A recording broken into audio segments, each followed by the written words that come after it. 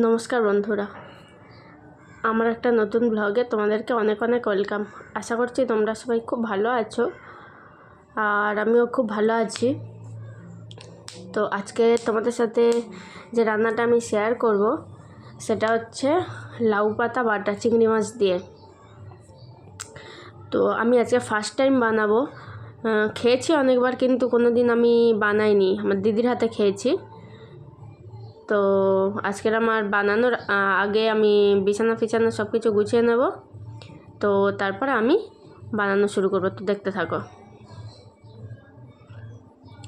আর ঋষভ তার মধ্যে উঠে গেছিলো, ওর বাবাও উঠে গেছে।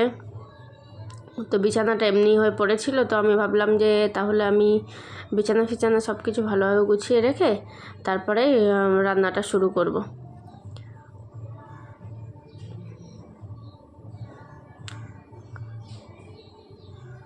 তো ঋষভ আমাকে হেল্প করে দিচ্ছিল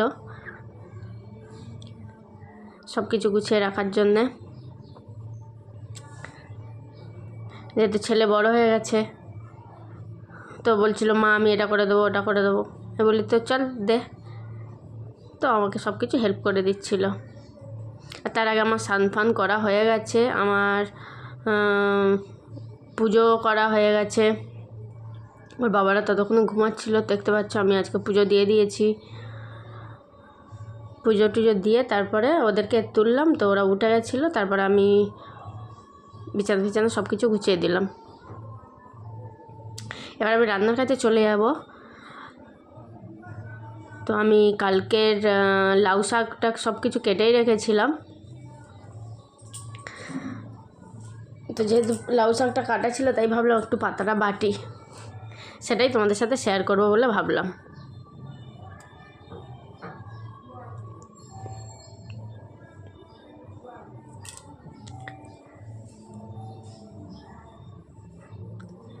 আর মাছ বের করে রেখেছিলাম, মাছের তরকারি করব।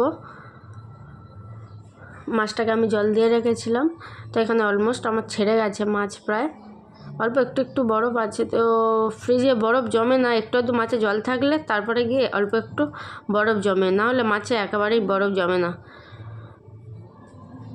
তো আমি মাছগুলোকে ছাড়িয়ে নিচ্ছিলাম, ছাড়িয়ে রেখে দেবো। তার আগে আমি লাউ শাকটা বসিয়ে দেবো। তো আমি এই লাউ শাকটা ওখানে কেটে ধুয়ে রেখেছিলাম।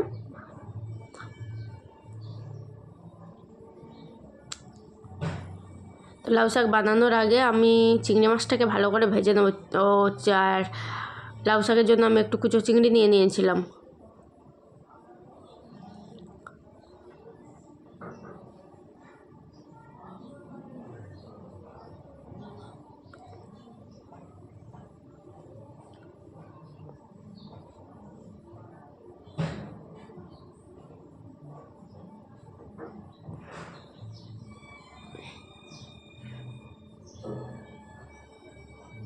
চিংড়ি মাছটা আমার ভাজা হয়ে গেছে, তো আমি তুলে নেব।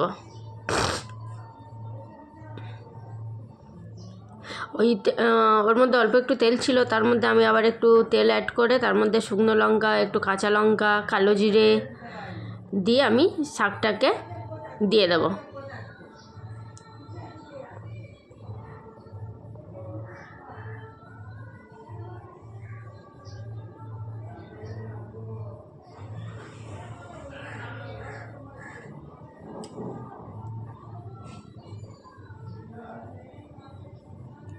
জানি না কেমন হবে, এই ফার্স্ট টাইম বানাচ্ছি, যা হবে খেতে হবে, কিচ্ছু করার নেই।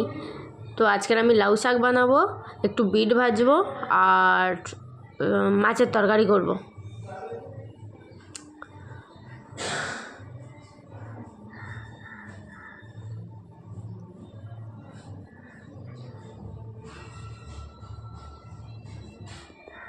এবার আমি শাকটাকে দিয়ে দেবো ওর মধ্যে। ওটা ভালো করে ভাজা হয়ে গেছে আমার।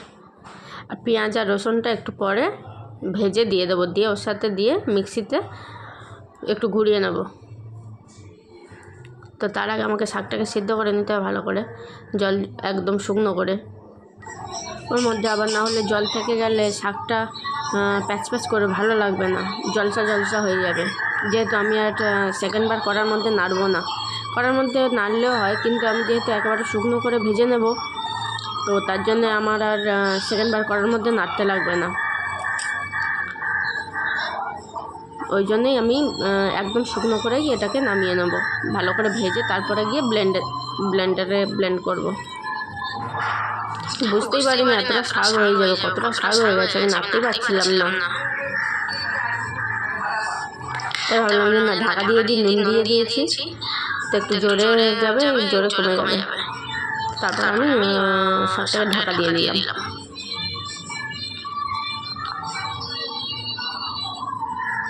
তো দেখতে পাচ্ছি এখানে আমি থালাটা খুলে নিয়েছি আর শাকটা অনেকটাই কমে গেছে একেবারে।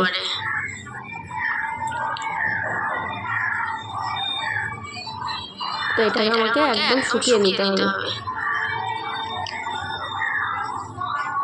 অলরেডি প্রায় হয়েই এসছে, একটু রসটা না শুকালে ভালো লাগবে না। তো আমি তারপরে চিংড়ি মাছটা অ্যাড করে দিলাম এর মধ্যে।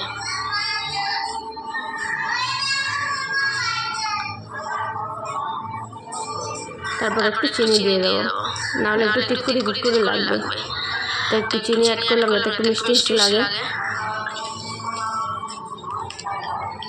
তো আমার এটা হয়ে গেছে।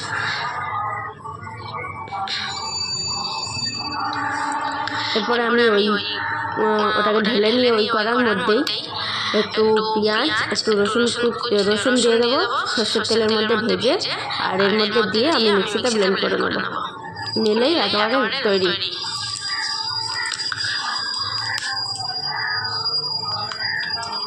তো আমি সর্ষের তেল দিয়ে দিলাম, দিয়ে আমি একটু পেঁয়াজ আর ওই 4-5টা কোয়া রসুন দিয়ে দিয়েছি।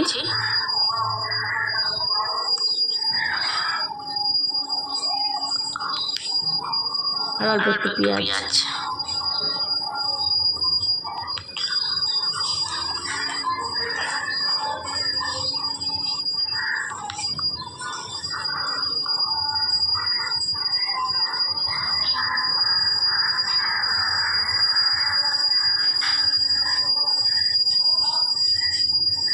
তো এটা আমার হয়ে গেছে।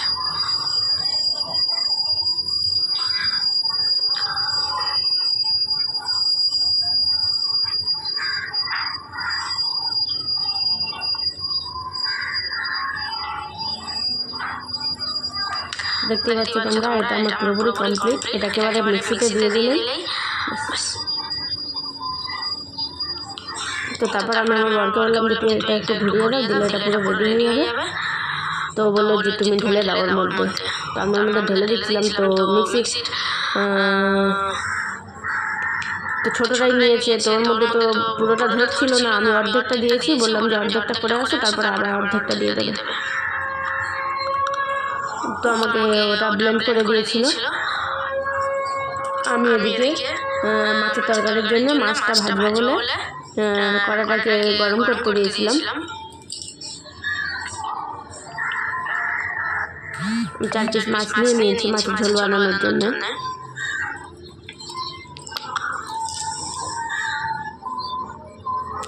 যেহেতু আমরা 4 জন লোক, তো ঋষভ তো মাছ খাবে কি না খাবে তার নেই ঠিক। মাছটাকে ভালো করে নুন হলুদ মাখে আর ভেজে নেব। ততক্ষণ ওটা ব্লেন্ড করুক।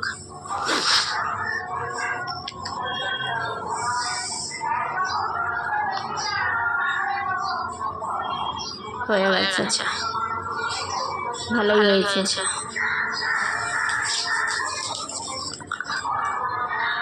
তো বাকিটাও তারপরে আবার ব্লেন্ড করে আমি এদিকে মাছটা ভেজে নেব। তো ওখানে ও সাইড করে ওর মধ্যে ব্লেন্ড করাটা ঢেলে দিচ্ছিল, আর আমি এদিকে কড়াটা গরম হয়নি বলে আমি মাছটা দিইনি, মাছটাকে নুন হলুদ মাখিয়ে নিচ্ছিলাম।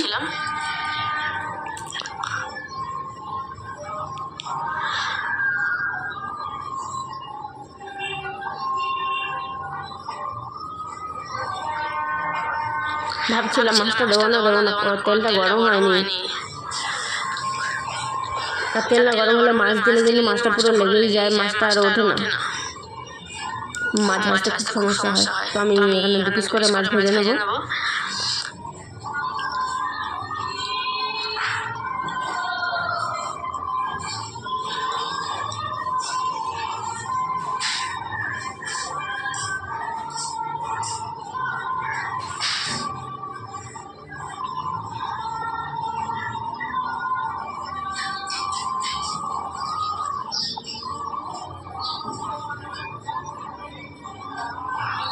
তখন দেখতে পাচ্ছি আমি 2 পিস মাছ দিয়েছি কড়ার মধ্যে, তারপর আবার 2 পিস ভাজবো।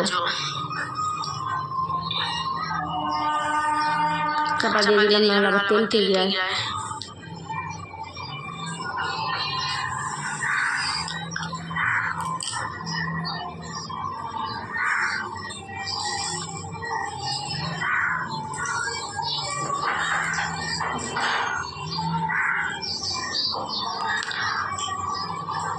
ওটাকে দেখে নিচ্ছিলাম ঠিকঠাক আছে কিনা, তো দেখলাম ভালোভাবে হয়েছে, কোনো অসুবিধা হয়নি, পুরো মিহি হয়ে গেছে একেবারে।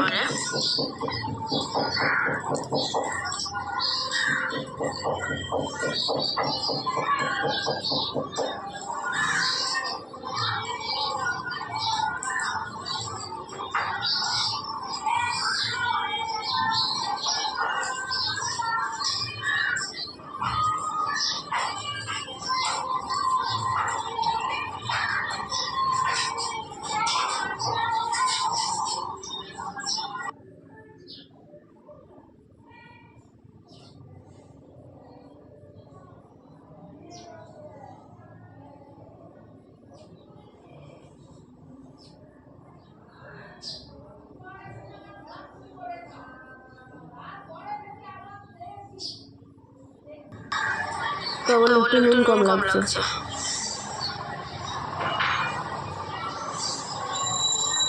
তো বলছিল লাস্টে একটু নুন আর একটু সরষের তেল একটু খেয়ে নিলে হয়ে যাবে। আর ঝাল আমি একদম অল্পই দিয়েছি, একটা শুকনো লঙ্কা দিয়েছি আর 3-4টে কাঁচা লঙ্কা দিয়েছি। তো ঝালটা অল্প ছিল, বেশি ঝাল হয়নি, যেহেতু লঙ্কা খাওয়া বারণ। তো এখানে দেখতে পাচ্ছি আমার মাছটা ভাজা হয়ে গেছে, তো আমি মাছের ঝোলটা বসাবো আর ভাতটাও আমি বসিয়ে দিয়েছি। এদিকে দেখি ঋষভ কি করছিল, তো এখানে পড়তে বসেছিল।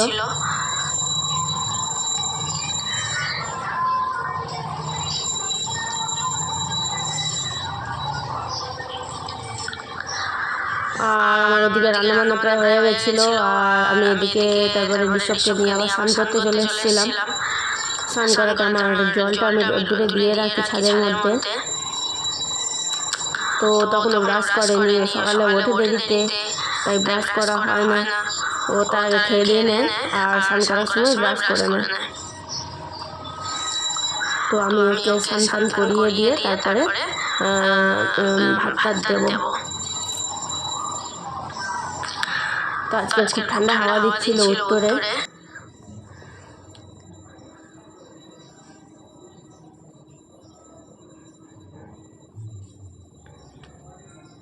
তাই বলছিল মা খুব ঠান্ডা লাগছে, ঠান্ডা লাগছে।